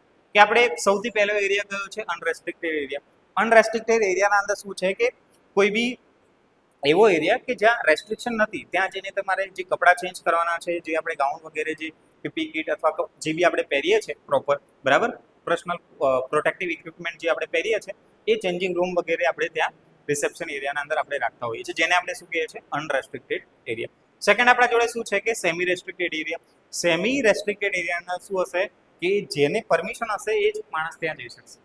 ક્લિયર છે? એના જોડે શું હશે કે અર્ધ પ્રતિબંધ વિસ્તારના અંદર શું છે કે આ એરિયાના અંદર ઓટી ડ્રેસ જેમ કે સ્ક્રબ છે, કેપ છે, માસ્ક છે, સ્પેશિયલી ફૂટવેર પહેરવાની જરૂરિયાત હોય છે એ પ્રમાણે શું છે કે કોરોઇડ્સ તથા સ્ટરીલાઇઝેશન એરિયા પ્રમાણે એક સ્ટોરેજ રૂમ હોય છે, ત્યાં આપણે આ રીતના મૂકવામાં આવેલું હોય છે. એના પછી શું છે રેસ્ટ્રિક્ટેડ એરિયા. રેસ્ટ્રિક્ટેડ એરિયા એટલે ત્યાં સામાન્ય માણસને એન્ટ્રી જ નથી, ત્યાં કોઈ બી માણસ નહીં આવી જઈ શકે. જે માણસ ઓપરેટ કરે છે, જે ડૉક્ટર છે, જે નર્સ છે, આસિસ્ટ કરે છે એ લોકો ત્યાં જોવા મળશે. જેના અંદર શું કહે છે આ મુખ્ય શું છે સર્જિકલ એરિયા છે જ્યાં ઓપરેશન થાય છે, અને આ એરિયામાં જવા માટે સંપૂર્ણ સર્જિકલ એટાયર પહેરવું જરૂરી છે. અને પૂરું જે પહેરવેશ છે અથવા જે આપણે કહીએ છીએ કે ડ્રેસ કહીએ છીએ કે પ્રોપર ડ્રેસઅપ થવું પડશે કે જે પેશન્ટને કોઈ ઇન્ફેક્શન ના લાગે એટલા માટે. ક્લિયર છે? એના પછી શું છે ફિઝિકલ એન્વાયરમેન્ટ. શું છે કે પેશન્ટને તમે સર્જરી તો કરો છો બટ ત્યાં શું છે કે ફિઝિકલ એન્વાયરમેન્ટ કમ્પ્લીટ હોવું જરૂરી છે. ફિઝિકલ એન્વાયરમેન્ટ માને કે ત્યાંનું ટેમ્પરેચર બરાબર, ત્યાંની લાઇટનિંગ કેવી છે બધું આપણે ચેક કરવું પડશે આના અંદર. જેના અંદર શું છે કે ફિઝિકલ એન્વાયરમેન્ટ ભૌતિક વાતાવરણના અંદર શું હશે વોલ એન્ડ ધી ફ્લોર ઓટીની દિવાલો ઉપર એકદમ કેવી હશે સ્મૂથ હશે, નોન પોરસ હશે અને નોન રિફ્લેક્ટિવ મટીરિયલ હશે કે વધારે પડતું રિફ્લેક્શન ના થવું જોઈએ એના અંદર. હવે શું છે કે એના અંદર જેના કારણે શું થાય છે કે જો સરળતાથી આપણે સાફ સફાઈ કરી શકીએ અને એના કારણે શું થશે ઇન્ફેક્શન કંટ્રોલ આપણે કરી શકતા હોઈએ છીએ. એના પછી આપણા જોડે શું છે કે લાઇટનિંગ. હવે લાઇટનિંગના અંદર શું છે કે એક્સિલન્ટ લાઇટનિંગ સિસ્ટમ હોવી જોઈએ, જેને આપણે શું કહીએ છીએ સર્જિકલ લાઇટ અથવા ઓટી લાઇટ આપણે શેડો લેસ અથવા એડજસ્ટેબલ હોવું જોઈએ. આપણે એક મશીન જોયું હશે કે આ રીતના હોય છે જે લાઇટ પડતી હોય જે બી તમે સર્જરી કરીએ છીએ ત્યાં. હવે શું છે કે આ એડજસ્ટેબલ બી હશે, એના અંદર શેડો નહીં પડતો હોય બરાબર, આના અંદર શેડો નહીં પડે એટલે એના કારણે શું થશે કે જે બી સર્જરી વગેરે કરવાની છે, જે કટઆઉટ વગેરે કરવાનું છે ઇઝીલી થઈ શકે છે. ક્લિયર છે? એના પછી શું છે એર કન્ડિશનિંગ અથવા વેન્ટિલેશન બરાબર. વેન્ટિલેશનનો મતલબ અથવા એર કન્ડિશનિંગ શું છે કે હવાની પ્રોપર અવર જવર સંભાળવી જરૂરી છે આના અંદર. કેમ કે પેશન્ટ કોઈ બી કન્ડિશનમાં આપણા જોડે આવી શકે છે, હાઈ ટેમ્પરેચર વાળું હોઈ શકે છે, લો ટેમ્પરેચર વાળું હોઈ શકે છે, કંઈ બી હોઈ શકે છે. તો આપણે એને પ્રોપર બેલેન્સ રાખવા માટે પ્રોપર એર કન્ડિશનિંગ અને વેન્ટિલેશન હોવું જરૂરી છે, ફિક્સ છે બરાબર. એના પછી શું છે કે ઓટીના અંદર પોઝિટિવ પ્રેશર વેન્ટિલેશન સિસ્ટમ હોવી જરૂરી છે. પોઝિટિવ પ્રેશર વેન્ટિલેશન સિસ્ટમ એટલે મતલબ શું થશે, આનો અર્થ એ છે કે ઓટીના અંદરનું હવાનું દબાણ જે શું છે કે બહારના વિસ્તાર કરતાં વધારે હોય છે. આ બહારની જે હવાને છે અંદર આવતી વખતે શું કરે છે અટકાવે છે. કે શું થાય છે કે અંદર જે બી જગ્યાએ ઓટી ઓપરેશન રૂમ છે બરાબર, ત્યાં શું હશે કે બહાર જે છે એના કરતાં દબાણ વધારે હશે. તો શું થશે કે બહારની હવાને આપણે અટકાવતા અંદર જે આવે છે જેના કારણે ઇન્ફેક્શન લાગી શકે છે એના અટકાયત કરે છે. ક્લિયર છે? એના પછી શું છે કે તાપમાન ટેમ્પરેચર ઓટીનું સેટઅપનું આપણે ટેમ્પરેચર ક્વેશ્ચન કોઈ પૂછે તો આપણા જોડે શું હોવું જોઈએ 20 degree Celsius to 24 degree Celsius આપણા જોડે હોવું જોઈએ. એના પછી શું છે કે ભેજ હ્યુમિડિટીના અંદર શું છે કે 50% થી 60% જ હ્યુમિડિટી હોવી જોઈએ જે જરૂરી છે. ઓટીના અંદર કેટલી હ્યુમિડિટી 50% થી 60% અને શું છે ટેમ્પરેચર કેટલું હોવું જોઈએ 20 થી 24 ડિગ્રી સેલ્સિયસ ટેમ્પરેચર હોવું જોઈએ. આ બંને ક્વેશ્ચન એવા છે કે તમને વાયવામાં બી પૂછશે, ખબર પડે છે કે વાયવાના અંદર બી તમને આવા ક્વેશ્ચન મળી શકે છે, તો આ ખાસ ધ્યાનમાં રાખજો. એના પછી શું છે ઇક્વિપમેન્ટ એન્ડ ધી ફર્નિચર. આપણે એરિયા જોઈ લીધા, કઈ રીતના હોવું જોઈએ એ જોઈ લીધું. હવે શું છે કે ઇક્વિપમેન્ટ કે જે બી ઇક્વિપમેન્ટ છે તમે કઈ રીતના સેટઅપ કરશો, ફર્નિચર કઈ રીતના હોવું જોઈએ ત્યાંનું બરાબર. તો ઓટી ટેબલ જે છે શું છે કે મોડર્ન હાઇડ્રોલિકલી ઓપરેટેડ અને એડજસ્ટેબલ ટેબલ હોવું જોઈએ. તમારું જે ઓટી ટેબલ જે તમે સેટ કરેલું છે શું છે એડજસ્ટમેન્ટ વાળું હોવું જોઈએ, જેને આપણે શું કહીએ છીએ મોડર્ન, માને કે જેટલું તકનીકી જેટલી ટેકનોલોજી સારી યુઝ થઈ શકે એટલું સારું આપણા જોડે હોવું જરૂરી છે. એના પછી શું છે એનેસ્થેસિયા મશીન જે છે એ શું છે કે એનેસ્થોલોજિસ્ટ જે છે માને કે જે એનેસ્થેસિયા આપે છે એ શું છે ફુલ્લી ઇક્વિપ એનેસ્થેસિયા મશીન હોવું જોઈએ, જેના અંદર શું છે કે વેન્ટિલેટર, મોનિટર અને ગેસીસ બંને જોડે આપણને જોવા મળતા હોય છે. એના પછી શું છે સર્જિકલ ઇન્સ્ટ્રુમેન્ટ. પ્રોસિજર દરમિયાન જેટલા બી સેટ્સ જોઈએ છે સર્જિકલ ઇન્સ્ટ્રુમેન્ટના તો આપણે એ પ્રોપર સેટ કરવાના રહેશે. મોનિટર બરાબર, પેશન્ટની વાઇટલ સાઇન મોનિટર કરવા માટે શું છે ECG, પલ્સ ઓક્સિમીટર બરાબર, અથવા નોન ઇન્વેઝિવ હવે તમને અહીંયા એક વર્ડ મળ્યો છે નોન ઇન્વેઝિવ અને ઇન્વેઝિવ. ઇન્વેઝિવના અંદર શું થાય છે કે તમે પેનિટ્રેટ સ્કિનને ડેમેજ કરીને અંદર જાઓ છો, એને આપણે શું કરીશું, આપણે ઇન્વેઝિવ, માને કે આપણે કંઈક શું કહેવાય કટ વગેરે લગાવીએ છીએ આપણે ઇન્વેઝિવ. નોન ઇન્વેઝિવ એટલે ડાયરેક્ટ કટ લગાવ્યા વગર તમે કંઈ ચેક કરો છો અને આપણે શું કહીશું, નોન ઇન્વેઝિવ બ્લડ પ્રેશર આપણે ચેક કરવા માટે સેટઅપ કરવાનું રહેશે. સક્શનિંગ મશીન એટલા માટે કેમ કે શું છે, લોહી અથવા અન્ય ફ્લુઇડ્સ જે છે એને બહાર કાઢવા માટે આપણે સક્શનિંગ મશીન ત્યાં હોવું જરૂરી છે. આ બધા ઇક્વિપમેન્ટ એન્ડ ધી ફર્નિચર છે.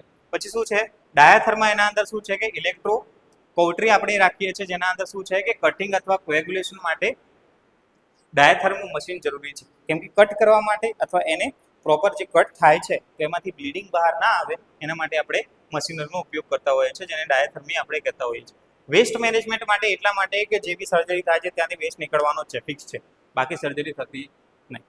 ક્લિયર છે? તો આપણે વેસ્ટ જે છે ડિસ્પોઝેબલ કન્ટેનરના અંદર અકોર્ડિંગ ટુ જે આપણે બાયોમેડિકલ વેસ્ટ જે છે એ પ્રમાણે આપણે બાયોમેડિકલ વેસ્ટ બેગ પ્રમાણે આપણે યુઝ કરવાના રહેશે. જે ડસ્ટબિન જેવી સુવિધાઓ આપણે ત્યાં હોવી જરૂરી છે.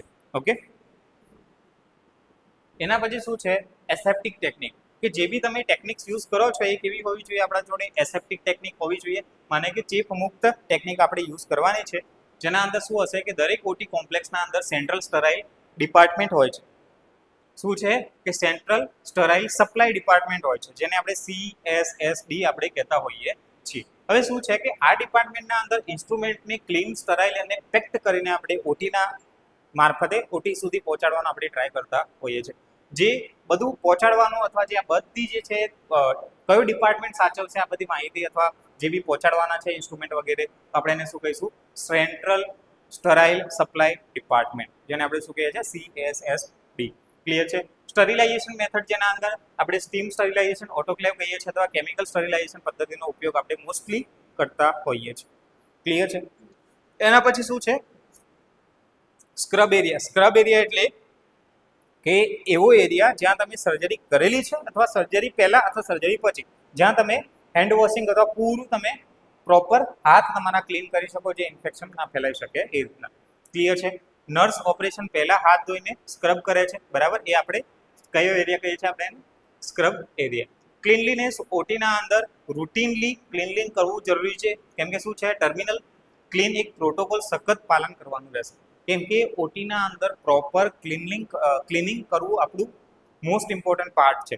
કેમ કે શું છે, એનાથી આપણું ઓપરેશન જે છે સક્સેસ થશે કે નહીં એ આપણને ડિપેન્ડ કરે છે. કેમ કે જો એના કારણે ઇન્ફેક્શન લાગશે તો પછી બહુ મોટી મેડિકલ ઇમરજન્સી પેશન્ટને થઈ શકે છે. કેમ કે શું છે, જો બ્રેનની સર્જરી કરેલી હશે તો જો પ્રોપર ક્લીન નહીં હોય તો બ્રેનના અંદર ઇન્ફેક્શન લાગશે. હમણાં જ કીધું આપણે કે બ્રેનના અંદર જો ઇન્ફેક્શન લાગશે તો શું થશે, બ્રેન કોમ્પ્રોમાઇઝ નહીં કરે અને પૂરી બોડીને હેરાન કરશે. તો સેમ કન્ડિશન આપણે અહીંયા જોવા મળશે. સેફટી અને કોમ્યુનિકેશનના અંદર શું છે કે ફાયર સેફટી માટે આપણે બોડીના અંદર fire extinguisher system, fire alarm system proper હોવી જરૂરી છે જો ઇનકેસ આગ લાગે છે. કેમ કે આપણે અવારનવાર ઘણા એવા ન્યૂઝ તમે સાંભળ્યા હશે, બરાબર, તેવી કોઈ કન્ડિશન ના થાય એટલા માટે શું છે કે ફાયર એન્ડ સેફટી આપણે મેનેજમેન્ટ કરતા હોઈએ છીએ. હવે શું છે, ઇમરજન્સી ટ્રોલી. ઇમરજન્સી ટ્રોલીના અંદર શું હોય છે કે કાર્ડિયાક ઇમરજન્સી, જે અંદર ક્રેશ કાર્ડ, બરાબર, અથવા ઇમરજન્સી ટ્રોલી તૈયાર હોવી જોઈએ, જેમાં જરૂરી દવા અથવા સાધનો આપણે રાખતા હોઈએ છીએ.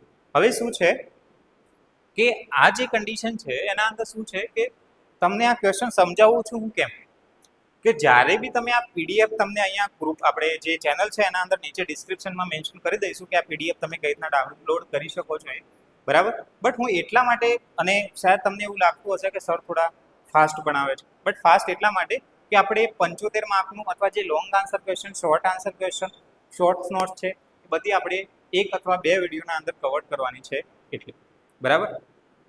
એક્સપ્લેનેશન ઇઝી રાખીશું બટ થોડું છે શું હશે, થોડું ફાસ્ટ હશે, બરાબર. તો શું છે કે આ રીતના આપણે શું કરી શકીએ છીએ, જે ઓટી સેટઅપ છે આપણે આખો આ રીતના સેટઅપ કરી શકીએ છીએ. જો તમે મારા વર્ડ્સ ઉપર ધ્યાન આપશો, જો તમે મારા વર્ડ્સ સમજાવશો તો બી તમને ઇઝીલી ખબર પડશે. ઓકે, નેક્સ્ટ આપણા જોડે ક્વેશ્ચન 3, જેના અંદર શું છે કે advantages and disadvantages of spinal anaesthesia. કે શું છે, 3 માર્ક્સના અંદર એક નાનકડો ક્વેશ્ચન છે, જેના અંદર શું છે કે આપણે જે સ્પાઇનલ એનેસ્થેસિયા આપીએ છીએ એના અંદર એડવાન્ટેજ કયા અને ડિસએડવાન્ટેજ કયા, તેના રિલેટેડ આપણને 3 માર્ક્સનું ક્વેશ્ચન પૂછેલું છે. હવે શું છે કે આ ક્વેશ્ચન લખવા માટે આપણને સૌથી પહેલાં તો શું છે કે એક તો એડવાન્ટેજીસ તમે એક સાઈડ લખી શકો અને ડિસએડવાન્ટેજીસ બીજી સાઈડ લખી શકો. બટ શું છે કે તમે સૌથી પહેલા એડવાન્ટેજીસ લખો તો એક તમને સિસ્ટમેટિક વે તમને યાદ ઇઝીલી તમે લખી શકો. અને બીજું શું છે આપણા જોડે કે ડિસએડવાન્ટેજ અલગથી લખી દો. તો સૌથી પહેલા આપણે શું છે કે એડવાન્ટેજીસ આપણે કઈ રીતના લખીએ તો સ્પાઇનલ એનેસ્થેસિયા આપણે શેના માટે યુઝ કરતા હોઈએ છીએ કે કોઈ નાની અથવા મોટી કોઈ સર્જરી કરવાની છે, બરાબર, તો સર્જરી કરવા માટે આપણે શું કરવું પડી શકે છે કે એનેસ્થેસિયા વગેરે પ્રોવાઈડ કરવું પડી શકે છે, જેના કારણે આપણે ઇન્વેઝિવ પ્રોસિજર મોસ્ટલી આપણે એનેસ્થેસિયા માટે યુઝ કરતા હોઈએ છીએ. એના અંદર શું છે કે સૌથી પહેલા એડવાન્ટેજીસના અંદર શું છે કે રેપિડ ઓનસેટ, કે શું છે 2 થી 5 મિનિટના અંદર સ્પાઇનલ એનેસ્થેસિયા એકદમ ક્લિયરલી આપણને એનું રિઝલ્ટ જોવા મળશે. સેકન્ડ આપણા જોડે શું છે કે બેટર મસલ રિલેક્સેશન, કે જેના અંદર શું છે કે specially for the lower abdominal, pelvic અથવા લોઅર લિમ્બની જે સર્જરી છે એના અંદર મોસ્ટલી આપણે શું યુઝ કરતા હોઈએ છીએ સ્પાઇનલ એનેસ્થેસિયા.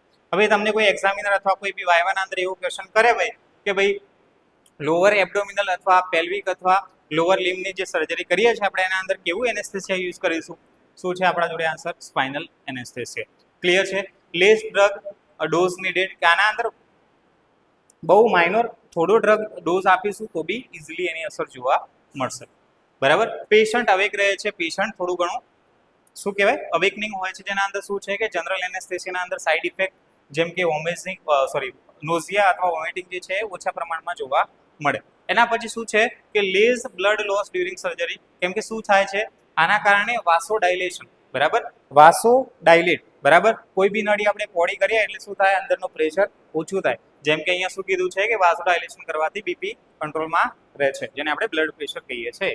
ક્લિયર છે. પછી શું છે કે પોસ્ટ ઓપરેટિવના અંદર શું છે કે પેઇન જે છે થોડો રિલીફ કરવા માટે બી થોડું હેલ્પ થાય છે, કેમ કે શું છે એનેસ્થેસિયા છે, સર્જરી થઈ ગઈ છે બટ એની અસર થઈ છે એટલે થોડું થોડું ધીરે કરીને પેઇન આપણને જોવા મળશે. ક્લિયર છે. થોડા સમય સુધી સર્જરી પછી પણ આપણને પેઇન ઓછો રહે છે. ક્લિયર છે. એના પછી આપણા જોડે શું છે કે safe for the respiratory compromise patient, કારણ કે બ્રીથિંગ સિસ્ટમ ડિપ્રેસ થતી નથી. આના અંદર શું છે કે જે રેસ્પિરેટરી સિસ્ટમ છે એના ઉપર અફેક્શન થતું નથી વધારે પડતું, બરાબર, કેમ કે શું છે સ્પાઇનલના અંદર આપતા હોઈએ છીએ એબ્ડોમિનલ વાળો ભાગ અને એનાથી લોઅર વાળો ભાગ આપણે મોસ્ટલી યુઝ થતો હોય છે આના અંદર સર્જરી માટે. એટલે શું છે કે રેસ્પિરેટરી સિસ્ટમ જે છે વધારે પડતી ડિપ્રેસ અથવા અફેક્ટ થતી નથી. ક્લિયર છે. એના પછી શું છે આપણા જોડે ડિસએડવાન્ટેજ, કે આપણે આને ડિસએડવાન્ટેજ કેવી રીતના આપણને જોવા મળે છે. એક તો સૌથી પહેલા શું છે કે લિમિટેડ ડ્યુરેશન, કે શું છે કે એનેસ્થેસિયા જે છે એની ઇફેક્ટ કેટલા ટાઈમ સુધી રહે છે આપણા જોડે 1.5 કલાકથી 3 કલાક સુધી જ આપણે એની ઇફેક્ટ જોવા મળશે. જો એનાથી વધારે ઓપરેશન શરૂ રહેશે તો પેશન્ટને સખત પેઇન જોવા મળશે અથવા એનો ડોઝ વધારે આપણે આપવાનો રહે. ક્લિયર છે. એના પછી આપણા જોડે શું છે કે હાઇપોટેન્શન અથવા બ્રેડિકાર્ડિયા. હવે શું છે કે પેશન્ટને કેમ કે શું છે વાસો ડાયલેશન કરે છે, વાસો ડાયલેશન નળી પહોળી થાય તો શું થાય અંદરનું પ્રેશર ઘટી જાય એટલે શું થશે હાઇપોટેન્શન વધારે થવાની અથવા બ્રેડિકાર્ડિયા થવાની બી ચાન્સીસ વધારે હશે, જેને આપણે સિમ્પેથેટિક બ્લોક કહીએ છીએ. ઓકે. એના પછી શું છે આપણા જોડે પોસ્ટ સ્પાઇનલ હેડેક. હવે શું છે કે પોસ્ટ સ્પાઇનલ હેડેક શું થાય છે કે CSF લીક થવાથી, કે જે આપણે એનેસ્થેસિયા આપી તો ત્યાંથી થોડું ઘણું CSF લીક થવાથી શું થાય છે કે પોસ્ટ સ્પાઇનલ એક પ્રકારનું હેડેક આપણને વધારે પડતું સિવિયર જોવા મળશે. એના પછી શું છે not suitable for the uncooperative patient, કે એવા પેશન્ટને આપણે કોપરેટ જે લોકો કોપરેટ ના કરતા એવા પેશન્ટ માટે જરૂરી નથી, કેમ કે શું છે જાગતા રહેશે અથવા કોપરેટ નહીં કરે પછી. એના પછી શું છે રિસ્ક ફોર ઇન્ફેક્શન, જેના અંદર શું છે મેનેન્જીસ, બરાબર. હવે શું છે મેનેન્જીસમાં એટલા માટે કીધું કે બ્રેઇન અથવા સ્પાઇનલ કોર્ડને કવરિંગ કરતી એક લેયરને આપણે શું કહીએ છીએ મેનેન્જીસ લેયર આપણે કહીએ છીએ. હવે એ જે મેનેન્જીસ લેયર છે એના અંદર એબ્સેસ થવાના ચાન્સીસ વધારે છે, કેમ કે સ્પાઇનલ કોર્ડ બી શાનાથી કવર છે મેનેન્જીસ લેયરથી. ત્યાં જો ઇન્ફ્લામેશન લાગશે તો આપણે ITIS લાગે છે તો શું કહીશું આપણે મેનેન્જાઇટિસ. ક્લિયર છે. એના પછી શું છે કે ન્યુરોલોજિકલ ઇન્જરી હોઈ શકે છે, એ કેવી છે થાય બટ બહુ રેરલી જોવા મળે છે.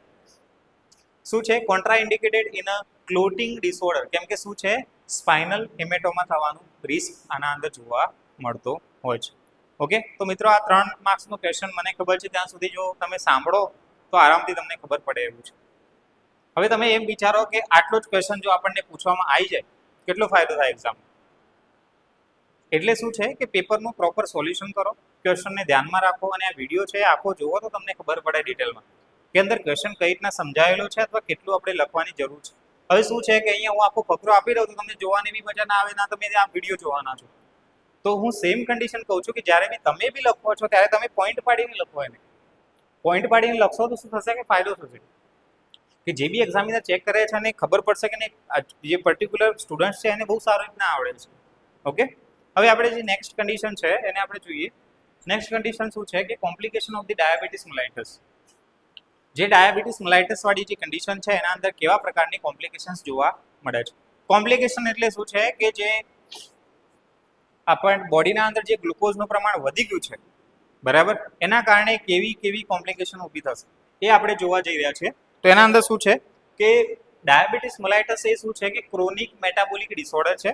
એ શું છે એક પ્રકારનો મેટાબોલિક માને કે બ્લડ રિલેટેડ એક ડિસઓર્ડર છે, જેના અંદર શું થાય છે કે બ્લડ ગ્લુકોઝ લેવલ જે છે કેવું થઈ જશે, હાઈ જોવા મળશે. અથવા હવે બ્લડ ગ્લુકોઝ લેવલ હાઈ હશે એટલે શું છે કે બ્લડના અંદરથી ગ્લુકોઝનું લેવલ ઓછું કરવાવાળો એક માણસ હતું જેનું નામ શું હતું, ઇન્સ્યુલિન. જો ઇન્સ્યુલિન ઓછું હશે તો શું હશે, બ્લડના અંદર ગ્લુકોઝનું લેવલ વધારે જોવા મળશે. તો આપણે એના અંદર શું છે કે તાત્કાલિક કોઈ કોમ્પ્લિકેશન્સ જોવા મળે છે તો કેવી છે, તો આપણને ખબર પડી ગઈ કે એક્યુટ કોમ્પ્લિકેશન્સ જોવા મળે છે. જેમ કે શું છે ડાયાબિટીક કીટોએસિડોસિસ, અને શું છે કીટોન બોડીનું ફોર્મેશન થશે. અને કીટોન બોડી શું છે એક એસિડિક ઇન નેચર છે, જેના કારણે શું થશે, ડાયાબિટીક કીટોએસિડોસિસ આપણને જોવા મળશે. જે આપણે કોના અંદર જોવા મળે છે, સ્પેશિયલી ટાઈપ 1 ડાયાબિટીસ મેલાઇટસ. બરાબર, એના અંદર શું છે હાઇપર ઓસ્મોલર હાઇપરગ્લાયસેમિક સ્ટેટ જે જોવા મળે છે ટાઈપ 2 ના અંદર જોવા મળે છે. હાઇપોગ્લાયસેમિયા, જેમ કે શું છે કોઈ પેશન્ટને આપણે વધારે પડતું ઇન્સ્યુલિન પ્રોવાઈડ કર્યું છે તો ઇન્સ્યુલિનનું કામ શું છે, ગ્લુકોઝ બ્લડમાંથી ગ્લુકોઝને બહાર ફેંકવાનું, બરાબર, બહાર કાઢવાનું. તો શું થાય છે કે વધારે પડતું જો તમે ઇન્સ્યુલિન આપી દેશો તો બી શું થશે, પેશન્ટને હાઇપોગ્લાયસેમિયા થશે. તો એ ચાન્સીસ બી છે કે કોમ્પ્લિકેશન્સ જોવા મળે. ક્રોનિક કોમ્પ્લિકેશન માને કે લાંબા સમયગાળા સુધી કોમ્પ્લિકેશન જોવા મળી શકે છે, જેમ કે માઇક્રોવાસ્ક્યુલર કોમ્પ્લિકેશન, જેના અંદર શું છે માઇક્રોવાસ્ક્યુલર, બરાબર, કે શું છે ડાયાબિટીક રેટિનોપેથી જોવા મળી શકે છે, જેના અંદર બ્લાઇન્ડનેસ વાળી કન્ડિશન જોવા મળશે. પછી શું છે ડાયાબિટીક નેફ્રોપેથી, કે જે નેફ્રોન છે એના અંદર ચેન્જીસ જોવા મળે તો શું થાય, કિડની ડેમેજ થાય અથવા પ્રોટીન યુરિયા આપણને જોવા મળે. એના પછી શું છે ડાયાબિટીક ન્યુરોપેથી. ન્યુરોપેથી એટલે શું છે કે જે ન્યુરોનના અંદર કોઈ ચેન્જીસ જોવા મળશે, જેમ કે સેન્સેશન લોસ અથવા પેઇન અથવા ટિંગલિંગ સેન્સેશન બી આપણને જોવા મળી શકે છે. એના પછી આપણને શું કીધેલું છે, મેક્રોવાસ્ક્યુલરના અંદર શું કહે છે કે કોરોનરી આર્ટરી ડિસીઝ આપણને જોવા મળી શકે છે. કોરોનરી આર્ટરી ડિસીઝ એટલે શું છે, કોરોનરી આર્ટરી શું છે કે આપણું હાર્ટ છે, હાર્ટને બ્લડ પહોંચાડવાનું કામ કોનું છે, તો કોરોનરી આર્ટરીનું છે. તો તેના ડિસીઝ આપણને જોવા મળી શકે છે, જેમ કે હાર્ટ અટેક વાળી કન્ડિશન જોવા મળી શકે છે. એના પછી શું છે કે પેરિફેરલ આર્ટરી ડિસીઝ માને કે પેરિફેરલ માને કે જે આપણા હાથ પગને જે પહોંચાડે છે બ્લડ, એની વાતચીત કરે છે, જેમ કે ફૂટ અલ્સર જોવા મળે અથવા ગેંગ્રીન જોવા મળી શકે છે ડાયાબિટીસના કારણે, એના કોમ્પ્લિકેશનના કારણે. પછી શું છે સેરેબ્રોવાસ્ક્યુલર ડિસીઝ, અને સેરેબ્રોવાસ્ક્યુલર ડિસીઝ અથવા સેરેબ્રોવાસ્ક્યુલર સ્ટ્રોક એટલે શું થશે કે બ્રેનને જેટલા પ્રમાણમાં ઓક્સિજનની નીડ છે, બ્લડની નીડ છે, એ પ્રોપર મળતું નથી. ક્યાંક બ્લોકેજ થાય છે અને બ્લડ મળી શકતું નથી.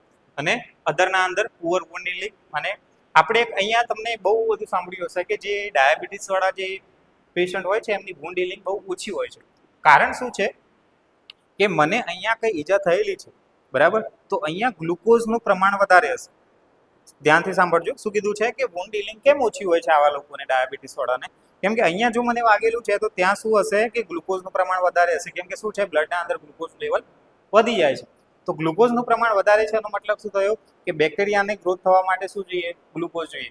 જે જગ્યાએ બેક્ટેરિયા હોય તો ઇન્ફેક્શન વધે એટલે વોન્ડ હીલિંગ થાય નહીં, જેને આપણે શું કહીએ છીએ પુઅર વોન્ડ હીલિંગ.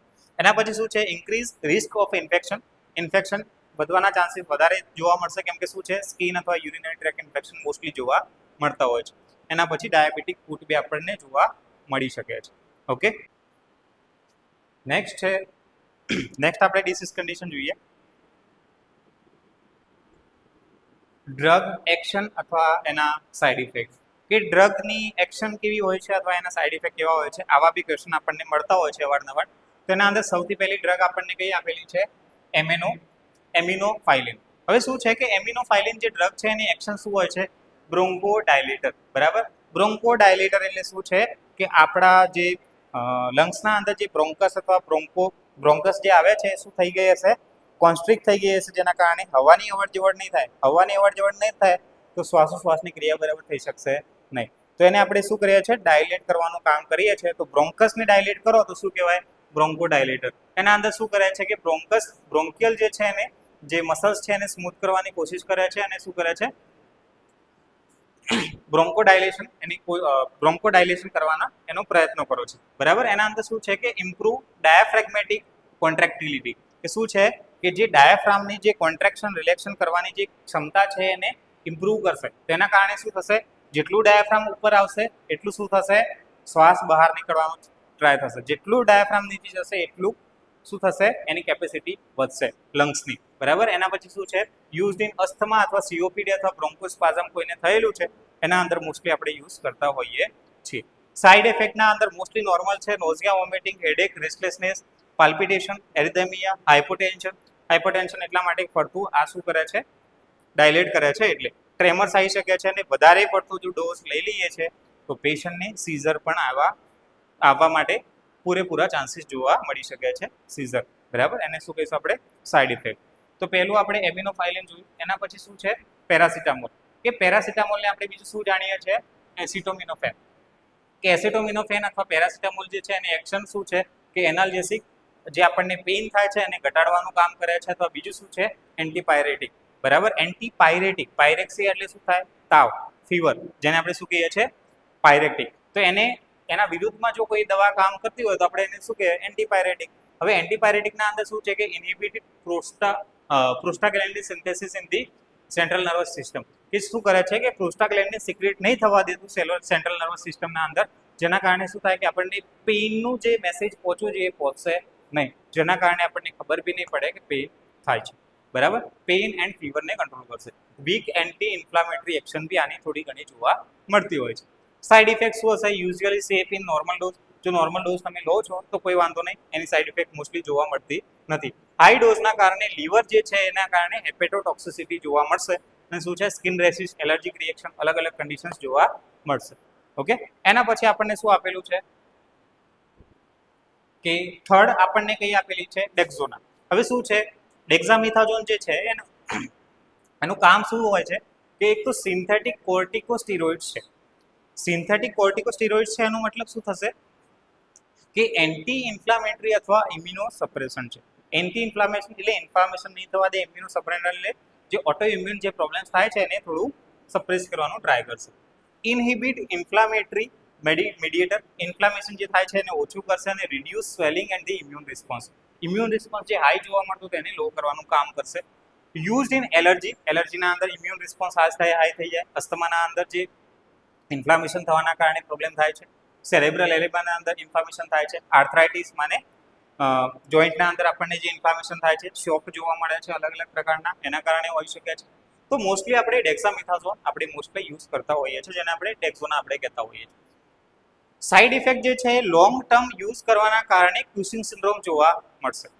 શું છે કે કોર્ટિકોસ્ટીરોઇડ્સનું લેવલ જો બોડીના અંદર વધારે જોવા મળશે તો આપણે જોવા મળી શકે છે કે શું હશે, ક્યુસિંગ સિન્ડ્રોમ આપણને જોવા મળી શકે છે. જેના અંદર શું છે કે મૂન ફેસ અથવા વેટ ગેઇન વધારે પડતો આપણને જોવા મળશે. ગેસ્ટ્રિક અલ્સર થઈ શકે છે. બરાબર.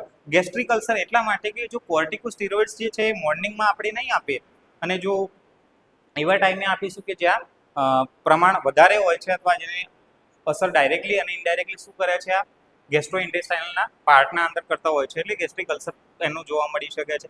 હાઇપરગ્લાયસેમિયા મને ગ્લુકોઝનું પ્રમાણ વધારે છે, કેમ કે શું છે આના અંદર કોર્ટિકોસ્ટીરોઇડ્સ ડ્રગ વધારે જોવા મળે છે. ઓસ્ટિયોપોરોસિસ થઈ શકે છે, કેમ કે કોર્ટિકોસ્ટીરોઇડ્સનું કામ શું હોય છે કે કેલ્શિયમનું અપટેક વધારે યુઝ કરશે. બરાબર. જેના કારણે શું થશે, ઓસ્ટિયોપોરોસિસ. ઇમ્યુનો સપ્રેશન, બહુ સપ્રેસ થઈ જશે ઇમ્યુનો સિસ્ટમ, તો ઇન્ફેક્શન થવાના ચાન્સીસ છે અને મૂડ ચેન્જીસ અથવા ઇન્સોમનિયા બી આપણને જોવા મળશે. ઓકે. એના પછી આપણે જોઈએ રેસ્પિરેટરી એસિડોસિસ. હવે શોર્ટ નોટ છે, 5 માર્ક્સની છે, વધારે નથી, 5 માર્ક્સની છે. તો એના અંદર શું છે કે રેસ્પિરેટરી એસિડોસિસ જે છે, હવે શું છે કે સૌથી પહેલાં તો એસિડોસિસ આપણે કહીશું કોને, એનું અહીંયા થોડું ઘણું આપણે માહિતી આપેલી છે કે રેસ્પિરેટરી એસિડોસિસ. પછી જોઈએ આપણે એના પહેલાં આપણે શું ચેક કરી લઈએ કે નોર્મલ વેલ્યુ કેટલી હોય છે. પીએચ ની નોર્મલ વેલ્યુ 7.35 થી લઈને 7.45 સુધીની હોય છે. જો આના બંનેના વચ્ચે હશે તો આપણે એસિડોસિસ નહીં ગણીએ અને નોર્મલ પીએચ આપણે એને ન્યુટ્રલ ગણીશું. હવે શું છે કે 7.35 કરતાં ઓછી થાય છે. શું થાય છે? 7.35 કરતાં બી ઓછી થાય છે તો આપણે એને શું શામાં ગણીશું?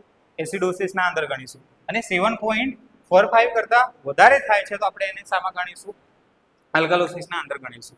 તો આના અંદર સિમ્પલ છે. અને PaCO2 નું વેલ્યુ કેટલી હોય છે? 35 to 45 જે હોય છે mm of Hg આપણે એનું પ્રેશર આપણે ગણતા હોય છે. હવે શું છે કે જો 35 કરતાં ઓછું થાય હે ને 35 અથવા 45 બરાબર 35 કરતાં ઓછું હશે તો આપણે એને અલગ ટર્મ મેન્શન કરીએ છીએ જેમ કે આલ્કલોસિસ થવાના ચાન્સીસ હોઈ શકે છે. અને 45 કરતાં વધી જાય છે તો શું હશે? એસિડોસિસ થવાના ચાન્સીસ જોવા મળે છે.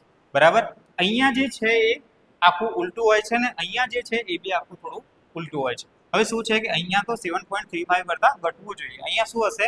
એસિડોસિસ હશે તો 45 mm of Hg કરતાં વધી જશે. તો શું છે? રેસ્પિરેટરી એસિડોસિસ કન્ડિશન ક્યારે થશે? જ્યારે પીએચ શું હશે? 7.35 કરતાં ઓછી હશે અને PaCO2 ની વેલ્યુ શું હશે? 45 mm of Hg કરતાં વધી ગઈ હશે. એને આપણે શું કહીશું? Respiratory acidosis. રેસ્પિરેટરી એસિડોસિસ એટલા માટે કે અહીંયા શું છે? સાનું છે કાર્બન ડાયોક્સાઇડ. કાર્બન ડાયોક્સાઇડ ક્યાં જોવા મળે? આપણે લંગ્સના અંદર જોવા મળે. લંગ્સ એપ્લે કરે છે એટલે રેસ્પિરેટરી છે અને એસિડોસિસ જોવા મળે છે એટલે આપણે શું કહીશું? Respiratory acidosis. હવે એના અંદર ડિટેલમાં જુઓ આપણે કે રેસ્પિરેટરી એસિડોસિસ એ કન્ડિશન છે જેના અંદર બ્લડના અંદર કાર્બન ડાયોક્સાઇડનું પ્રમાણ વધારે જોવા મળે છે. કેમ કે કારણ શું છે એનું મેન? લંગ્સ CO2 સારી રીતે રિમૂવ નથી કરી શકતું. કે લંગ્સ જે છે એના પ્રોપર જે રિમૂવ કરવાના અથવા એક્સક્રીટ કરવું જોઈએ CO2 એ કરી શકતું નથી. CO2 વધારે હોવાથી કાર્બોનિક એસિડ અને H2CO3 કાર્બોનિક એસિડ H2CO3 જે બને છે જેના અંદર બ્લડની pH બી ઘટાડે થોડી ડાઉન કરે છે જેના કારણે એસિડોસિસ વાળી કન્ડિશન જોવા મળે છે. એના અંદર શું છે?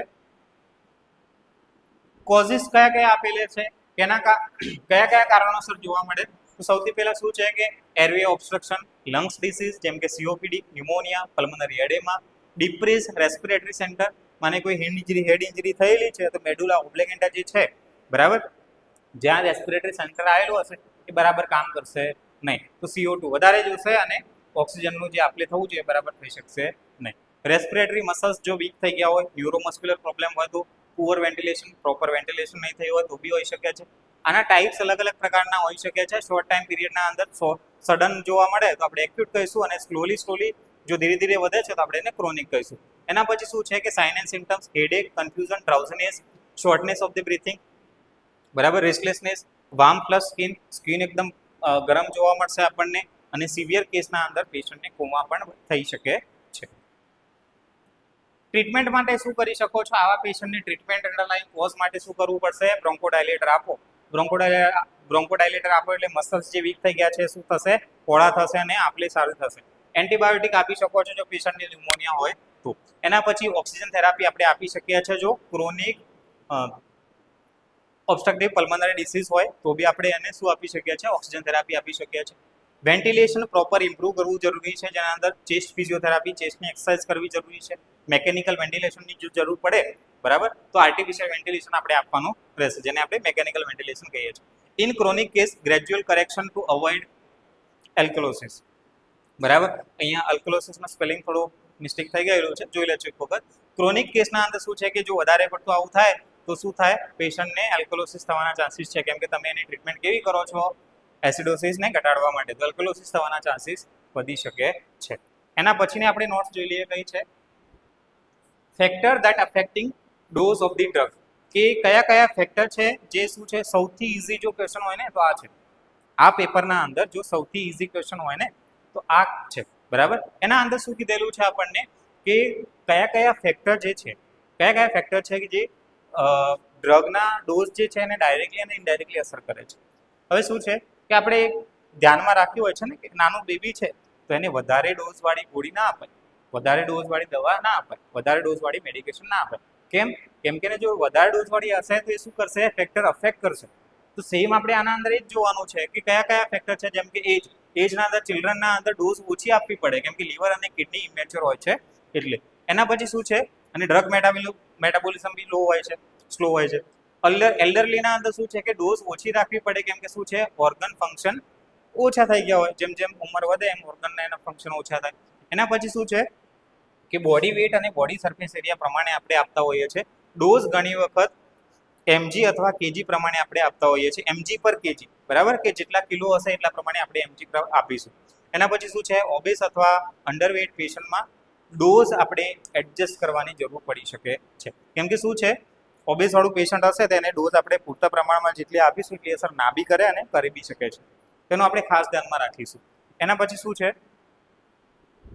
સેક્સ, માને કે શું છે મેલ અને ફિમેલના અંદર ફેટ ડિસ્ટ્રીબ્યુશન અલગ અલગ હોય, હોર્મોન લેવલ અલગ અલગ હોઈ શકે છે, ડ્રગની ઇફેક્ટ બી અલગ અલગ આપણને જોવા મળી શકે છે. પ્રેગ્નેન્ટ વુમન જે છે એ શું છે કે ખાલી ઓનલી મધર નહીં, એના અંદર જે ફીટસ છે, ઇનસાઇડ ધી વોમ જે ફીટસ છે, ફીટસને બી કેટલા પ્રમાણમાં અસર થશે એ બી ખાસ ધ્યાનમાં રાખવું પડશે if the woman is pregnant, બરાબર. જો વુમન જે છે પ્રેગ્નેન્ટ હશે તો આપણે આ ધ્યાનમાં રાખીશું. એના પછી શું છે રૂટ ઓફ એડમિનિસ્ટ્રેશન, કે શું છે કે જે તમે કયા રૂટથી આપો છો એ આપણે ખાસ ધ્યાનમાં રાખવાનું છે. ઓરલ ડોઝ યુઝ્યુઅલી વધારે રાખવી પડે, કેમ કે શું છે ઓરલ ડોઝ આપણે વધારે એટલા માટે રાખવી પડી શકે છે કે એબ્ઝોર્પ્શન ફર્સ્ટ પાસ મેટાબોલિઝમ થાય છે, કે શું થાય છે કે મેટાબોલિઝમ જે છે એના અંદર શું છે કે એ અંદર જશે, અસર કરશે અને ધીરે ધીરે આપણને જોવા મળશે. એટલે શું છે કે ઓરલ ડોઝ યુઝ્યુઅલી આપણે વધારે રાખતા હોય છે, બટ આઈવી ડોઝ કેવી રાખીએ છીએ આપણે, ઓછી રાખીએ છીએ, બરાબર, કેમ કે શું છે ડાયરેક્ટ બ્લડ સ્ટ્રીમમાં જાય છે. જો બ્લડ સ્ટ્રીમમાં જશે તો એડવર્સ રિએક્શન બી જોવા મળી શકે છે, તો ધીરે ધીરે કરીને આપણે ઓછી ડોઝમાં આપતા હોઈએ છીએ. એના પછી શું છે, અને આના અંદર શું છે કે ડાયરેક્ટલી ફાસ્ટ અસર કરશે. ટાઈમ ઓફ એડમિનિસ્ટ્રેશનના અંદર શું છે કે સમય કેટલો હોવો જોઈએ. કેટલાક ડ્રગ્સ જે છે મીલ પહેલા, ખાધા પહેલા આપણે આપવા પડી શકે છે. જેટલા ડ્રગ ખાધા પહેલા આપણે આપતા હોઈએ છીએ એના અંદર શું છે એબ્ઝોર્પ્શન જે છે એના અંદર ચેન્જીસ આવે છે, એટલા માટે ચાન્સીસ છે કે આપણે એવા પેશન્ટને ડ્રગ ખાધા પહેલા આપીએ. પછી શું છે સર્કાડિયન રિધમ પ્રમાણે આપણે આપતા હોઈએ છીએ, જેમ કે શું છે કોર્ટિકો સ્ટેરોઇડ્સ, મોસ્ટલી હમણાં આપણે આગળ વાતચીત કરીને કોર્ટિકો સ્ટેરોઇડ્સ હંમેશા ને હંમેશા આપણે ક્યારે આપવાની છે, મોર્નિંગ રૂટીનમાં, નાસ્તો કરતા પહેલા સવારે 8 થી 9ના ગાળામાં ગમે ત્યારે આપણે આપી શકીએ છીએ.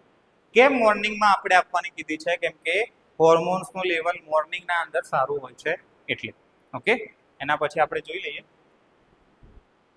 પેથોલોજીકલ કન્ડિશન, જેમ કે લીવર ડિસીઝ હોય, કિડની ડિસીઝ હોય, ફીવર શોક હોય, ડિહાઇડ્રેશન વાળી કોઈ કન્ડિશન હોય, અથવા ટોલરન્સ અથવા ડિપેન્ડન્સ હોય, ક્રોનિક અથવા ટોલરન્સ ડેવલપ કેટલો થાય છે એ પ્રમાણે આપણે ચેક કરીશું. એડિક્શન કેસ અથવા વિડ્રોલ, અવોઇડ અથવા ડોઝ ગ્રેજ્યુઅલી ટેપર કરવી, ઓછી કરવી એ આપણને ખબર પડે.